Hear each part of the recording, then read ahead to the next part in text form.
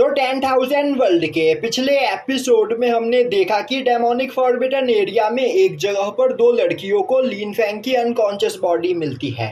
अब लिन फैंग को देखते ही वह दोनों लड़कियां यह फैसला करती है कि वह लिन फैंग को अपने साथ अपने फैमिली में लेकर जाएंगी, क्योंकि अगर वह अनकॉन्शियस हालत में यहाँ पर पड़ा रहा तो आसपास के मॉन्स्टर उस पर अटैक करके उसे घायल कर सकते हैं।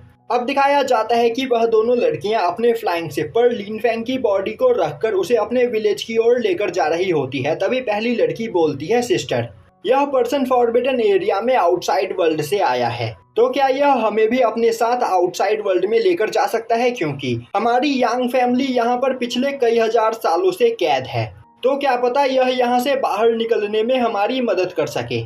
तभी दूसरी लड़की बोलती है, हमारे यांग फैमिली के लोगों को यह काम सौंपा गया है कि हम फायर टेरिटरी के हेवनली पैलेस को प्रोटेक्ट करें, तो हम यहाँ से बाहर नहीं जा सकते हैं, क्योंकि अगर हम लोग यहाँ से चले गए तो यहाँ पर कैद सभी डीमंस यहाँ से आज़ाद हो जाएंगे। और तो और अगर हम फॉरबिडन एरिया से आज़ाद होकर यहाँ से बाहर भी चले जाते हैं तो हम बाहर कुछ नहीं कर पाएंगे, क्योंकि अभी तक दुनिया यहाँ पर काफ़ी ज़्यादा बदल चुकी होगी और हमें आउटसाइड वर्ल्ड में हमारी यांग फैमिली को दोबारा जीरो से स्टार्ट करना पड़ेगा, जिसका फायदा उठाते हुए पावरफुल फैमिलीज और सेक्ट हमें डिस्ट्रॉय करने की कोशिश करेंगे। वहीं पर लिन फैंग की बॉडी अभी भी अनकॉन्शियस होती है, पर लिन फैंग गॉड्स के ग्रेवयार्ड के अंदर से उन दोनों लड़कियों की बात को सुन रहा होता है और अब वह बोलता है, तो यह लड़कियां हेवनली पैलेस की गार्ड है और यांग फैमिली से बिलोंग करती है, तो मुझे नहीं लग रहा कि यांग फैमिली कोई ईवल फैमिली है और यह लोग मुझे यहाँ पर कोई नुकसान पहुँचाना चाहते हैं, तो फिर क्यों ना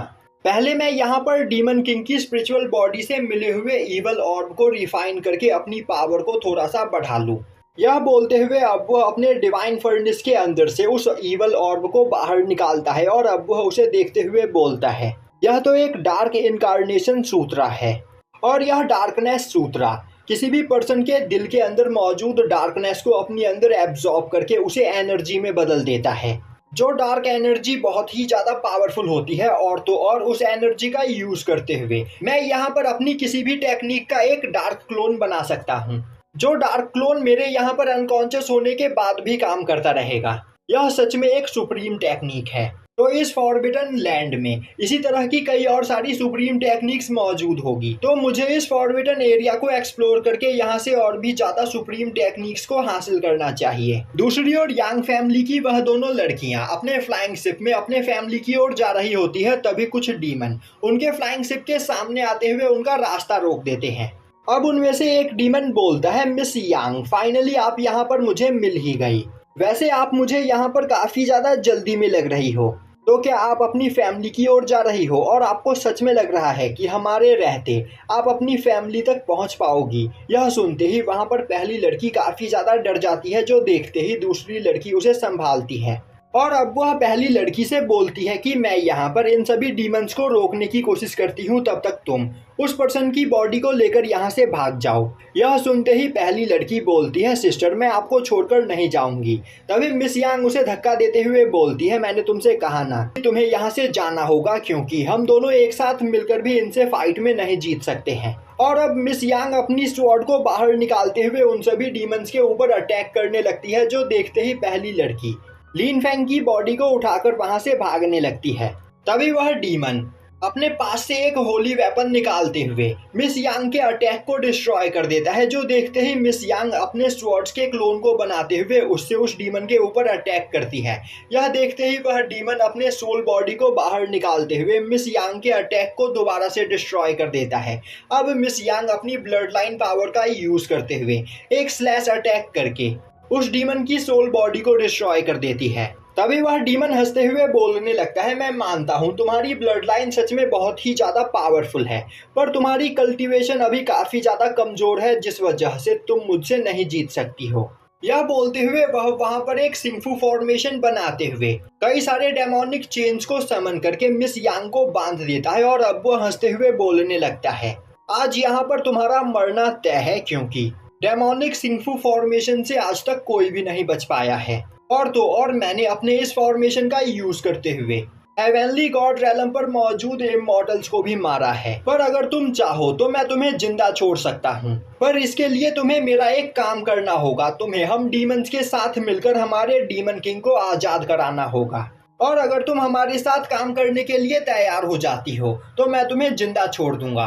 अभी मिस यांग बोलती है, सपने देखना बंद करो, ऐसा कभी नहीं होगा। और अब वह वहां पर एक स्पिरिचुअल ब्लास्ट करती है जिसके प्रेशर से सभी डीमंस दूर हो जाते हैं। अब वहां पर मौजूद सभी छोटे मोटे डीमंस मिस यांग को छोड़कर उस पहली लड़की का पीछा करने लगते हैं, जिसे पकड़कर वह मिस यांग से अपनी बात मनवा सके। और अब उनमें से एक डीमन अपने मार्शल सोल का यूज करते हुए उस पहली लड़की के ऊपर एक अटैक करता है, जिससे वह पहली लड़की काफी ज्यादा घायल हो जाती है और अब वह लीन फैंग के साथ सीधा नीचे गिरने लगती है। यह देखते ही मिस यांग काफी ज्यादा परेशान हो जाती है, पर तभी उसके सामने खड़ा डीमन बोलता है, तुम्हें उस लड़की के लिए परेशान होना छोड़कर अपने बारे में सोचना चाहिए। यह बोलते हुए वह मिस यांग के ऊपर काफी ज्यादा मात्रा में डेमोनिक प्रेशर डालते हुए बोलने लगता है, तुम्हारी कल्टीवेशन अभी बहुत ही ज्यादा कम है, तो तुम हमसे यहाँ पर नहीं जीत सकती हो और मैं तुम्हें मारना नहीं चाहता हूँ, इसीलिए मेरे साथ हाथ मिला लो और डीमन किंग को आजाद करने में मेरी मदद करो। दूसरी ओर एक डीमन दोबारा से अपने ड्रैगन मार्शल सोल का यूज करते हुए उस पहली लड़की के ऊपर अटैक कर देता है। यह देखते ही वह लड़की काफी ज्यादा डर जाती है और सोचने लगती है शायद से अब उसका टाइम खत्म हुआ और अब वह यहाँ पर मरने वाली है। तभी लीन फैंग काफी तेजी से उस लड़की के सामने जाते हुए अपने गोल्डन बेल को एक्टिवेट करके उस ड्रैगन मार्शल सोल के अटैक को ब्लॉक कर लेता है। यह देखते ही वहां पर खड़े सभी लोग हैरान हो जाते हैं। तभी लीन फैंग अपने एक फ्लेम स्वॉर्ड को वहां पर समन करता है और अब वह अपने फ्लेम स्वॉर्ड से अटैक करते हुए उस ड्रैगन मार्शल सोल के 2 टुकड़े कर देता है। यह देखते ही वहां पर खड़े सभी डीमंस हैरान हो जाते हैं और बोलने लगते हैं, आखिर यांग फैमिली के मेंबर्स इतने ज्यादा पावरफुल कब हो गए। और तो और अभी इस पर्सन की एज काफी ज्यादा कम है, पर इसके बावजूद इसकी बॉडी के अंदर इतनी ज्यादा खतरनाक एनर्जी कैसे है। तभी वह पहली लड़की लीन फैंग के पास आते हुए उसकी तारीफ करने लगती है।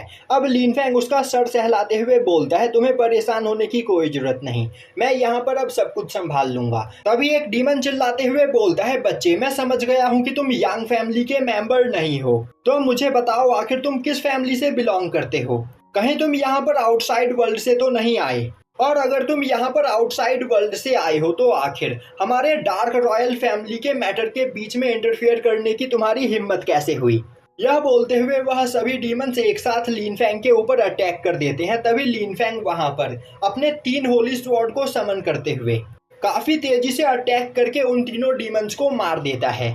यह देखते ही वहां पर सभी लोग और भी ज्यादा हैरान हो जाते हैं, क्योंकि वह तीनों डीमन वहां पर टोंगटियांग रेलम पर होते हैं, जिन्हें लीन फैंग ने अपने एक ही अटैक में मार दिया होता है। दूसरी ओर उन डीमंस का लीडर मिस यांग के ऊपर डेमोनिक प्रेशर को बढ़ाते चला जा रहा होता है, जो देखते ही वह पहली लड़की परेशान हो जाती है। तभी लीन फैंग काफी तेजी से उस डीमन के सामने जाकर खड़ा हो जाता है। अब लीन फैंग को अपने सामने देखते ही वह डीमन अपने सभी मरे हुए साथियों को देखते हुए बोलने लगता है, तुम सभी लोग सच में यूजलेस हो, तुम यहाँ पर एक मामूली से इंसान को नहीं संभाल पाए। यह बोलते हुए वह दोबारा से अपने सिंग्यू फॉर्मेशन को एक्टिवेट करते हुए कई सारे डेमोनिक चेन से लीन फैंग को बांधने की कोशिश करता है, पर तभी लीन फैंग अपने गोल्डन बेल को एक्टिवेट करके उस डीमन के अटैक से बच जाता है। और अब वो अपने फिनिक्स मार्शल सोल को बाहर निकालते हुए सभी डेमोनिक चेन को जलाकर राख कर देता है, जो देखते ही वह डीमन अपने होली वेपन से लीन फैंग के ऊपर अटैक करने की कोशिश करता है, पर लीन फैंग का फिनिक्स मार्शल सोल उस डीमन के होली वेपन को भी डिस्ट्रॉय कर देता है। यह देखते ही उस डीमन के होश उड़ जाते हैं और अब वह बोलने लगता है, आखिर ऐसा कैसे हो सकता है, तुम बस एक मामूली से इंसान हो, तो आखिर तुम मेरे होली वेपन को कैसे डिस्ट्रॉय कर सकते हो, कहीं तुम्हारी कल्टीवेशन डिवाइन गॉड रेलम की तो नहीं। मैंने तुम्हें यहाँ पर अंडर एस्टिमेट करके बहुत बड़ी गलती कर दी, तो अब मरने के लिए तैयार हो जाओ। यह बोलते हुए वह अपनी पूरी डेमोनिक एनर्जी को एक जगह पर कॉन्सेंट्रेट करते हुए लीन फैंग के ऊपर डेमोनिक फिंगर स्लैश से अटैक करता है। यह देखते ही लीन फैंग दोबारा से अपने फिनिक्स मार्शल सोल को बाहर निकालते हुए उसके डेमोनिक फिंगर स्लैश को डिस्ट्रॉय कर देता है, जो देखते ही वह डीमन काफी ज्यादा डर जाता है और अब वह अपनी जान बचाकर वहां से भागने लगता है। तभी लीन फैंग बोलता है, बेवकूफ, क्या तुम्हें सच में लग रहा है कि तुम मुझसे बचकर भाग सकते हो? यह बोलते हुए वह अपने 10,000 स्वॉर्ड कंट्रोल टेक्निक का यूज करते हुए उस डीमन को वहां पर कई सारे स्वॉर्ड से घेर लेता है। अब यह देखकर वह डीमन और भी ज्यादा परेशान हो जाता है, पर तभी वह अपने पास से एक डेमोनिक डार्क तिलिस्मन बाहर निकालता है और अब वह उस तिलिस्मन का यूज करते हुए वहां से टेलीपोर्ट हो जाता है। अब वहां पर पहली लड़की अपने स्वॉर्ड से अटैक करते हुए मिस यांग को आजाद कराती है और बोलने लगती है, सिस्टर कहीं आपको ज्यादा चोट तो नहीं लगी। मिस यांग बोलती है, तुम्हें मेरे लिए परेशान नहीं होना चाहिए, मैं बिल्कुल ठीक हूँ। और अब मिस यांग आगे बढ़ते हुए लिन फेंग को उनकी मदद करने के लिए थैंक्स करती है। तभी लिन फेंग बोलता है, पहले मैं आपको यहाँ पर थैंक्स करना चाहता हूँ क्योंकि थोड़ी देर पहले आपने उन सभी डेमोनिक बीस्ट से मेरी जान बचाई। मिस यांग बोलती है, नहीं इसमें कोई भी बड़ी बात नहीं, अगर वह डेमोनिक बीस्ट लिन फेंग के ऊपर अटैक करते तो घायल होने के बाद भी लिन फेंग काफी आसानी से उन डेमोनिक बीस्ट को मार सकता था क्योंकि वह बहुत ही ज्यादा पावरफुल है। और यह बोलते हुए मिस यांग वहां पर लिन फेंग को एकटक देखते हुए लगातार उसकी तारीफ करने लगती है। तभी पहली लड़की बीच में आते हुए बोलती है, सिस्टर डीमंस यहाँ से भाग चुके हैं पर वह जल्द ही एक बड़ी आर्मी के साथ यहाँ पर हमें ढूंढते हुए आ जाएंगे, तो हमें भी यहाँ से चलना चाहिए वरना यहाँ पर हमारे लिए प्रॉब्लम क्रिएट हो सकती है। पर वहाँ पर मिस यांग एकटक लिन फेंग को देखे चली जा रही होती है। यह देखते ही पहली लड़की मिस यांग के पास आते हुए बोलती है, सिस्टर कहीं आपको लिन फेंग से प्यार तो नहीं हो गया? मुझे तो ऐसा ही लग रहा है क्योंकि हमें हमारी एंसेस्टर तक यह डिवाइन एलिक्सर पहुंचाना था पर आप इस बारे में भूल चुकी हो। यह सुनते ही मिस यांग उस लड़की को डांटते हुए चुप करा देती है और अब वह लिन फेंग से बोलती है, सीनियर अगर आप चाहो तो आप हमारे साथ हमारी यांग फैमिली में चल सकते हो जहां पर हम आराम से बैठकर कई चीजों के बारे में बात कर सकते हैं। अब यह सुनते ही लिन फेंग उनके साथ चलने के लिए तैयार हो जाता है और अब हमें दिखाया जाता है कि लिन फेंग मिस यांग और उस लड़की के साथ उनके फ्लाइंग शिप पर बैठकर यांग फैमिली की ओर जा रहा होता है। तभी वह पहली लड़की भागते हुए लिन फेंग के पास आती है और बोलती है, ब्रदर क्या आप मुझे बता सकते हो कि आखिर आप किस फैमिली से बिलोंग करते हो? कहीं आप आउटसाइड वर्ल्ड से तो यहाँ पर नहीं आए हो? लिन फेंग बोलता है, तुमने बिल्कुल सही कहा, मैं आउटसाइड वर्ल्ड से ही यहाँ पर आया हूँ। यह सुनते ही वह लड़की बोलने लगती है, तो क्या आप मुझे आउटसाइड वर्ल्ड के बारे में बता सकते हो? और यहीं पर यह एपिसोड खत्म हो जाता है।